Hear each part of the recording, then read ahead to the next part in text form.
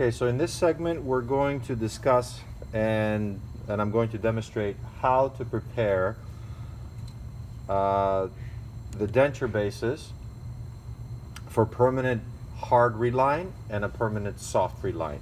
We're going to be doing a permanent hard reline for the maxillary denture base and a permanent soft reline for the lower. Take note that up until now the denture bases have not been removed off the models. Okay, they're still on the models themselves.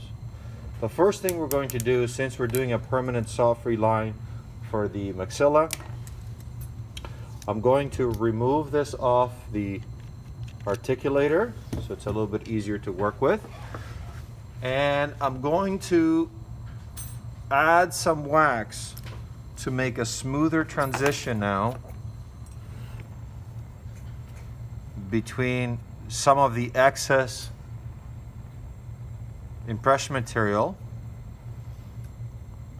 that you're going to have. So basically I want to seal the case down.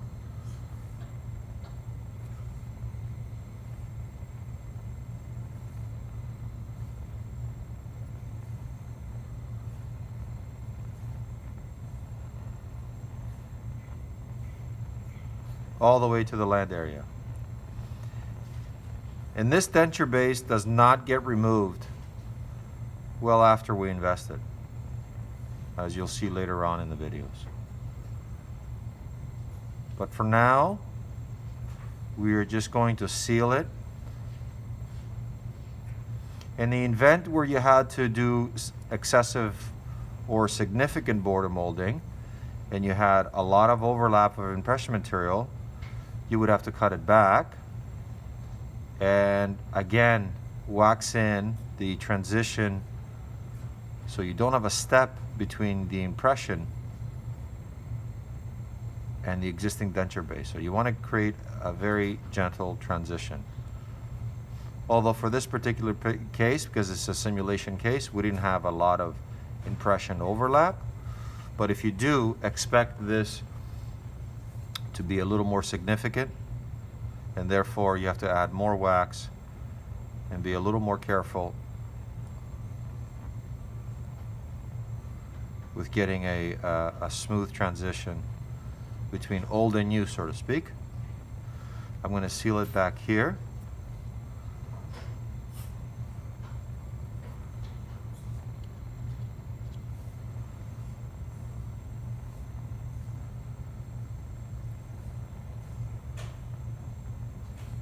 And as far as the permanent hard reline, whether it's an upper or lower, this is pretty much what you have to do.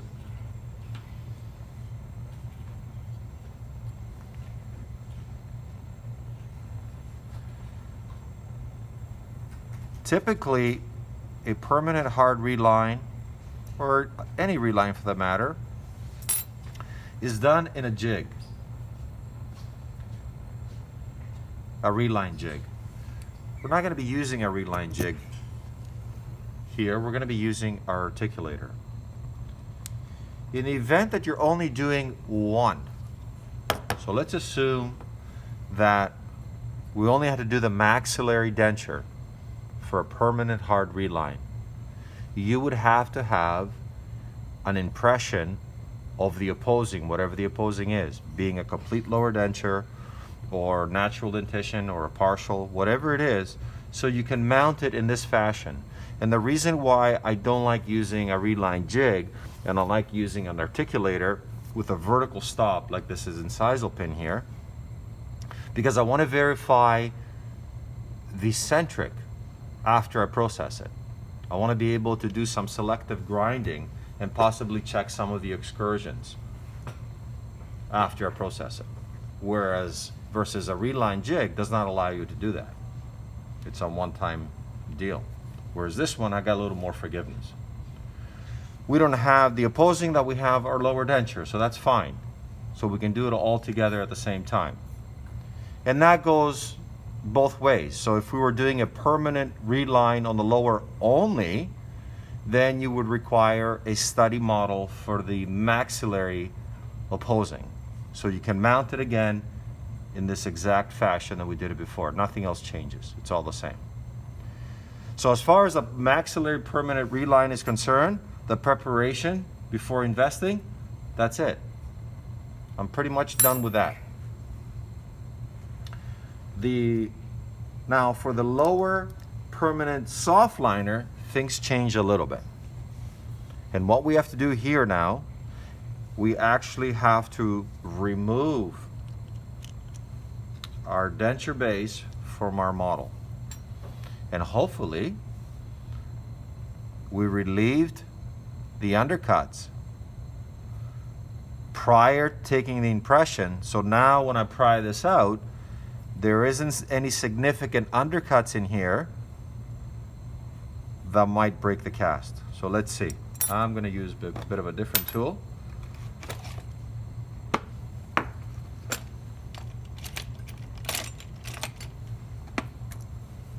Let's see if I can get in there with this. Gently pry it out.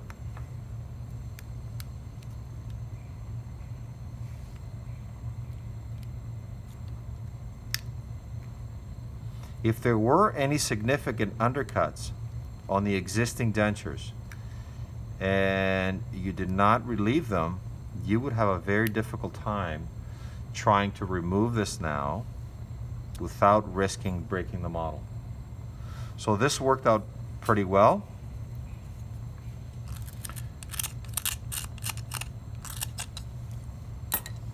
So what I'm going to do next is touch up a little bit the land area,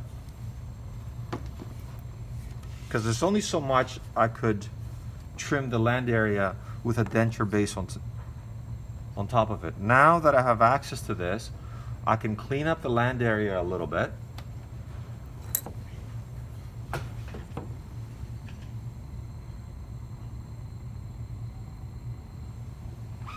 So again, I'm going to use my round burr. I want to create a depth of about 3 millimeters all around.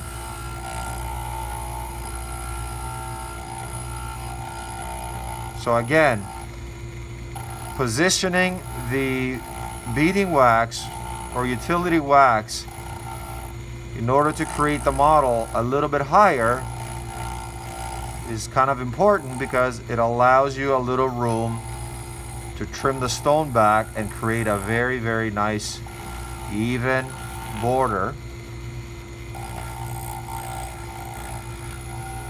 because that becomes very important when doing a permanent soft reline. It's even for a permanent hard reline, but especially for a permanent soft reline. So I'm just going to switch my burr to a smaller egg burr.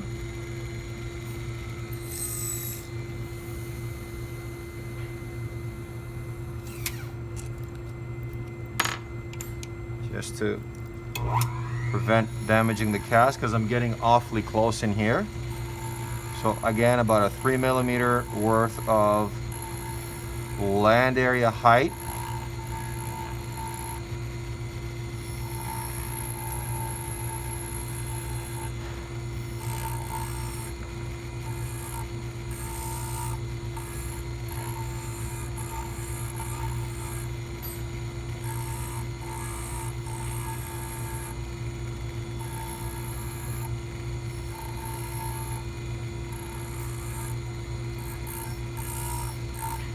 All right, that looks pretty good.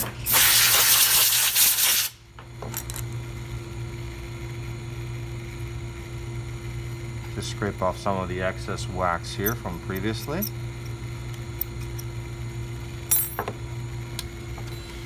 So at this point, the next step is to create a spacer for the permanent soft reline. So we're going to take some base plate wax. If you have a hard time seeing the land area, you can certainly outline the ledge of the land area with a pencil, so you know where you're cutting it back, but it's pretty straightforward if you have if you prepared the cast properly. So I'm just going to soften some wax here.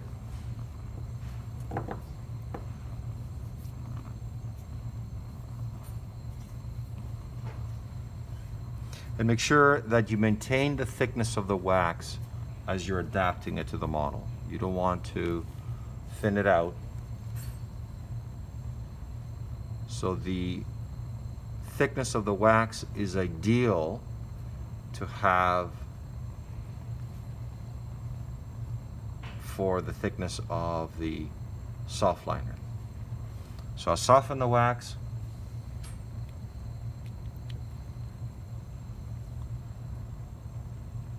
Just be mindful how much pressure you're putting on the wax and create a uniform thickness. I'm actually going to pinch the wax from outside the land area, and I'm kind of pushing it in a little bit. That's to not thin it out.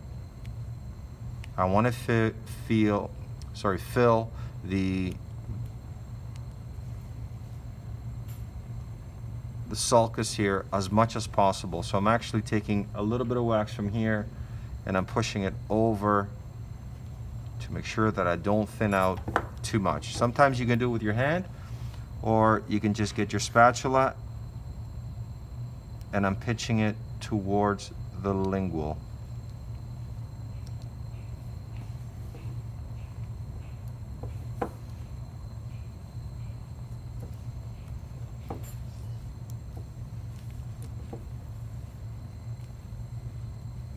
Make sure you have a uniform relief of the thickness of the wax.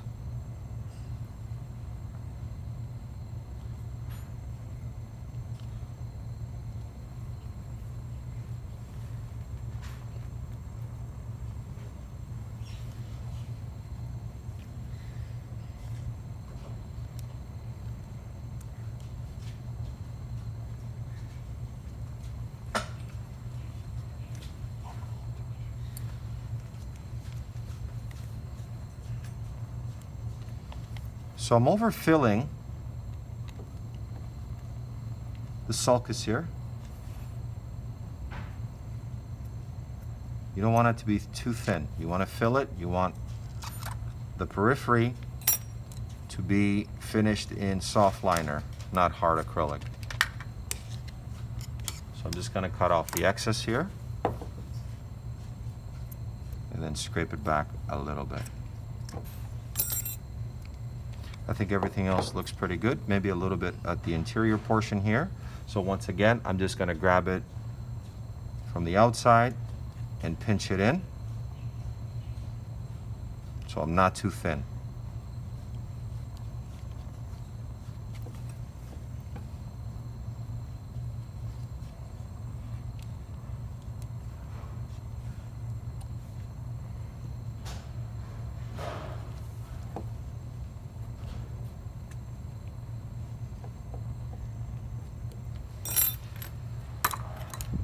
And then simply cut off the excess outside the land area.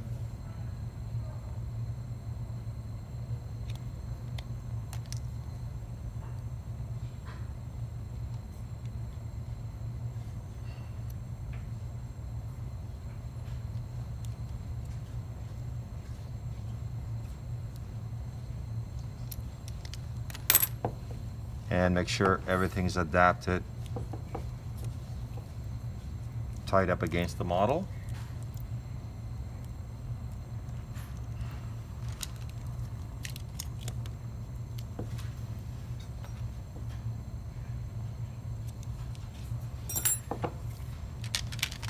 Just going to take my alcohol torch now and flame it over a little bit just to smooth things out. Just give it a bit more of a smoother finish and uniform finish. And while it's warm, take the opportunity to go back and readapt it.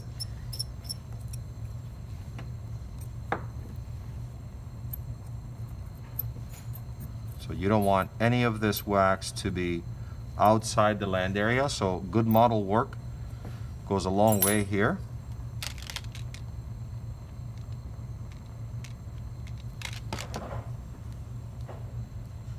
Go back and readapt it.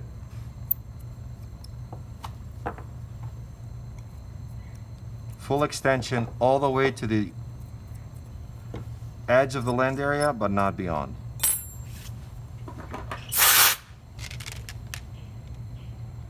And again, just the final smooth here.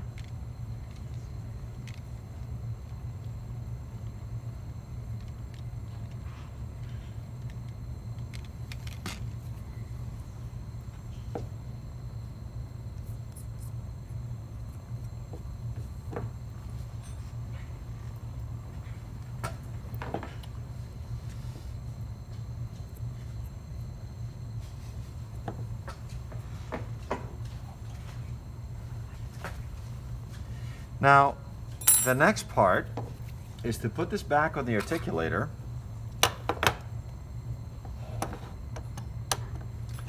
and obviously we have a space now. We have that. So now what we have to do is prepare the denture base, meaning that we're going to trim off a lot of material to allow the leftover denture base to fit between the spacer and the bite at an established vertical dimension, which was 0, right? So looking at the case now, I have about 1.5 millimeters here. How about the other side? About the same, which is good.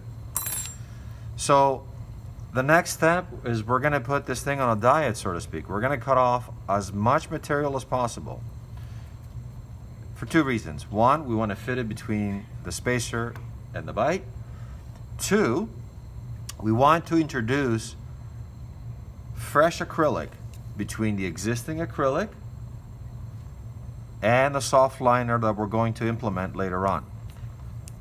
Existing acrylic does not bond very well to soft liners, but new acrylic does, as you'll see through the process. So we're going to trim this back and fit it in between. So we're not going to remove the spacer just yet. So I'll put this off to the side. And now we're going to get our grinding stone.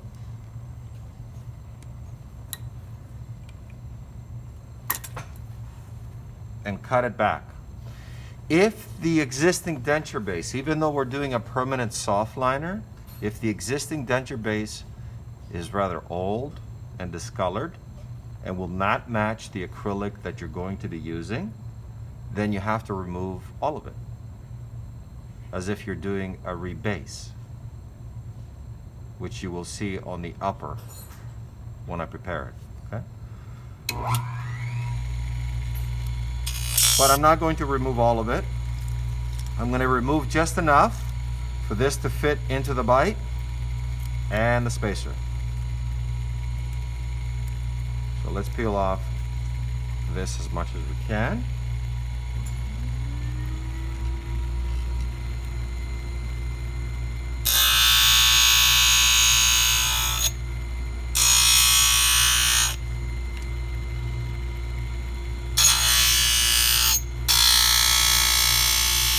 So I'm going to cut it back just short of the margins, about 3 millimeters, and see if I can make it fit.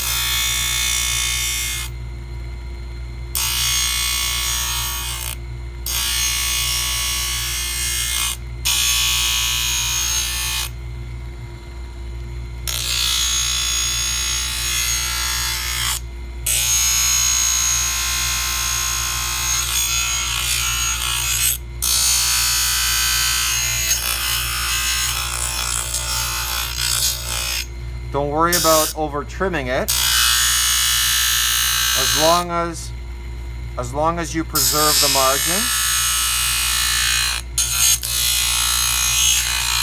So about the thickness of the periphery roll, let's say. Okay.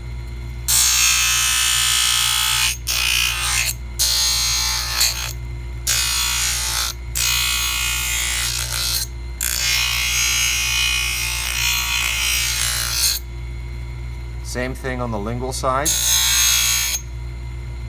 I'm going to cut it off excessively here.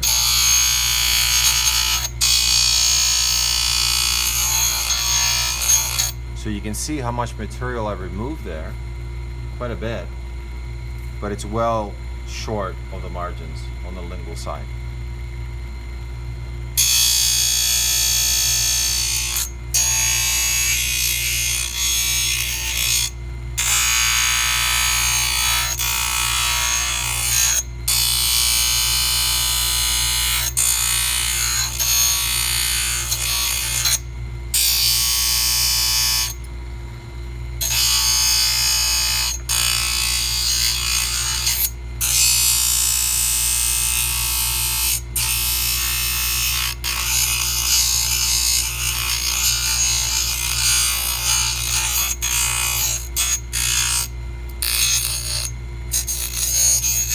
So even though I removed all of the peripheries, just short of the margins, this doesn't mean that it's going to fit. We still have material over the crest of the ridge in here that we need to remove for this to fit. So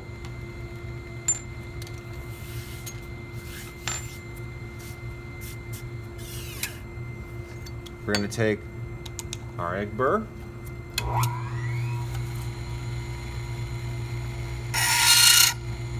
So again, the thickness of the spacer is about 2 millimeters. So I got to reduce at least 2 millimeters to have any chance of this fitting in between.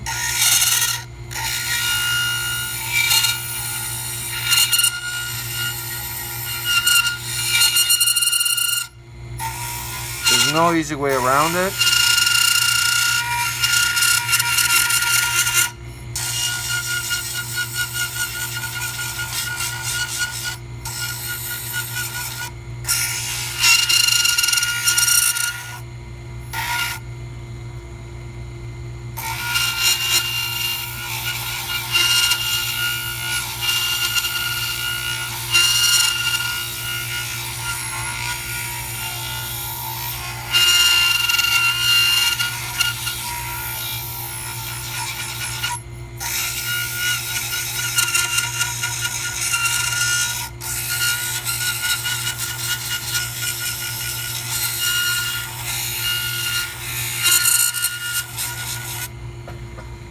Trim off more than you think.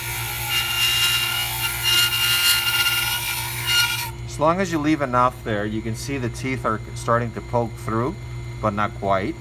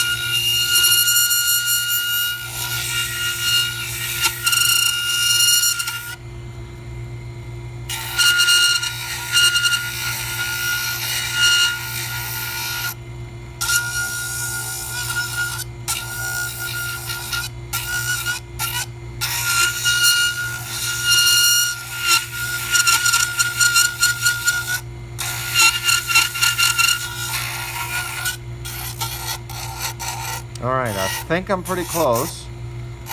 So I'm just going to give it a little look, see if I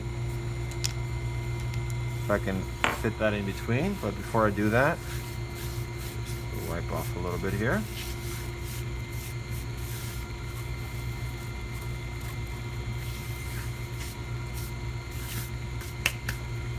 Okay, bring our articulator over, and I'm just going to tentatively hold this into the bite.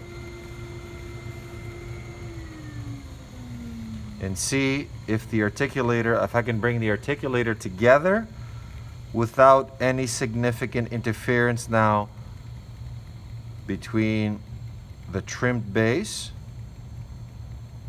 and the spacer. And it looks like I'm okay. I can feel the, sort of, thought I was. I'm a little bit high back here. Yeah, and on this side. So I'm going to trim it a little bit more. And you can almost see the indication sometimes on the wax. There's a little spot there and a little spot there. So let me just grind that just a little bit more. Usually that's where the interference is way back here. Maybe my wax was a little bit thick on that spot, so you can, you know, assess both. You might be a little bit heavy with your wax. At a minimum, you want your wax at least 1 millimeter to 2 of space for the soft liner. A little more back here.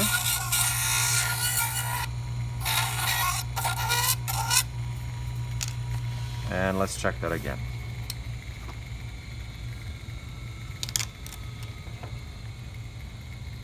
So I'm just going to hold it into centric.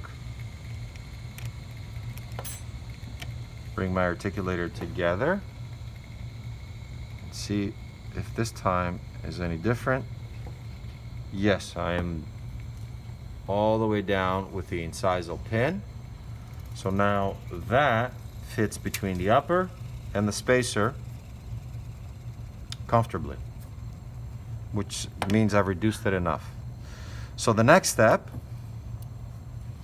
is to remove the spacer.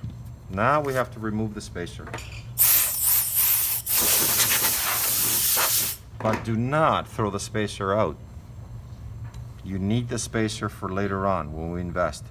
So I'm going to damage it a little bit right here somewhere so I can poke it out.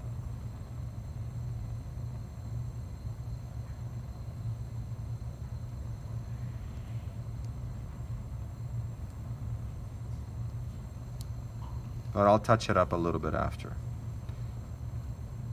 To make this a little bit easier to remove, in retrospect, you can add a little bit, you can apply a little bit of separator here. Makes it a little bit easier for the spacer to be removed. Notice right here I poked a couple of holes.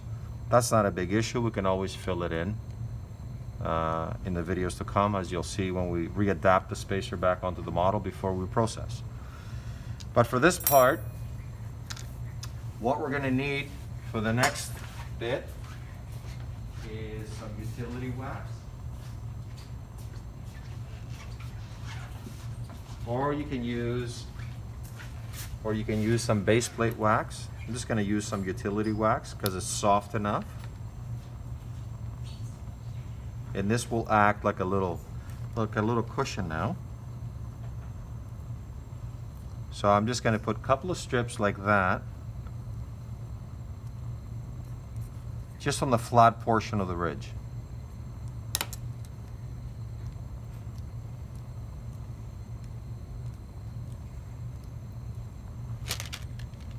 I'm just going to soften it a little bit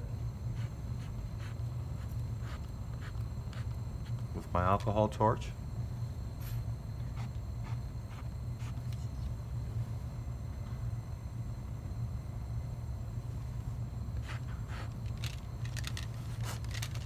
And now position the lower and carefully close things together into the bite at the established vertical dimension. Right there.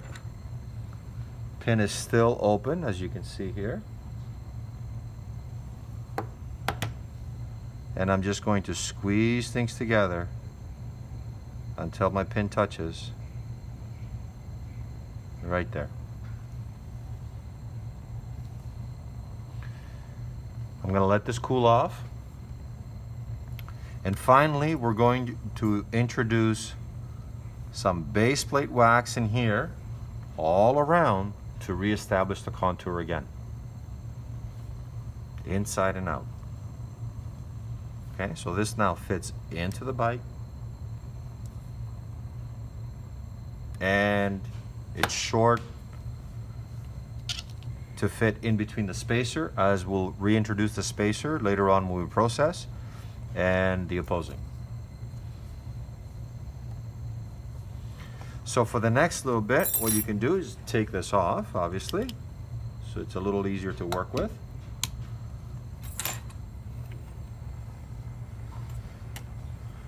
And then fill it in with some base plate wax.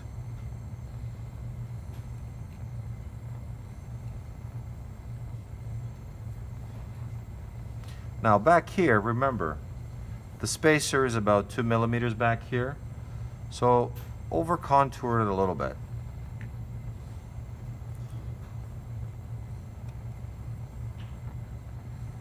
So I'm not going to spend any more time on the video to show you how to apply the wax. This is basically the same wax technique that we did when we waxed up our cases. This is actually a little bit easier because we already have the margins. We don't have to do anything to that. Basically, we're just building up the remaining denture base to be fully contoured. But I will have it waxed up, and you'll see it on the next video. But for the time being, I'm just going to show you to take some care here to seal it all around.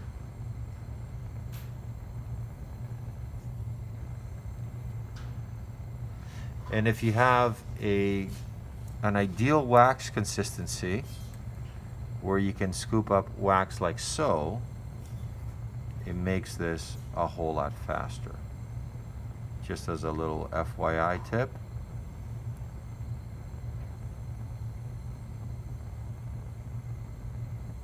So you can do this rather quickly, you know, versus taking little drops.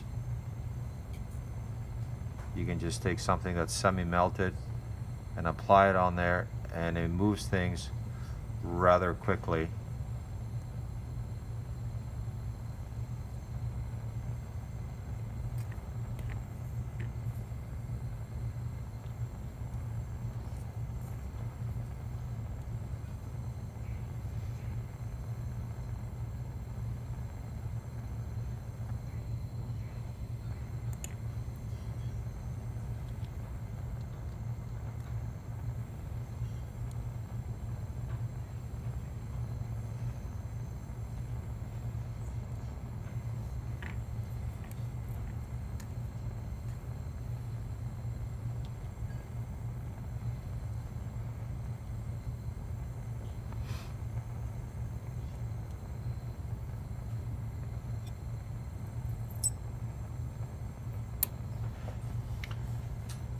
I hope you get the idea. That's basically what you want to do all the way around, and make sure around the richer molded pad area here, overbuild it more than you need. So we're going to verify into the bite once again after I wax it up, and make sure that we have enough height with our wax here, because that's going to be higher than this spacer here. So we want to make sure that we build up enough wax contour here, which will be replaced in hard acrylic to support the soft liner. Okay? So I'll finish this off all the way around, and in the next video we'll assess them into the bite, and then we're pretty much ready for investing.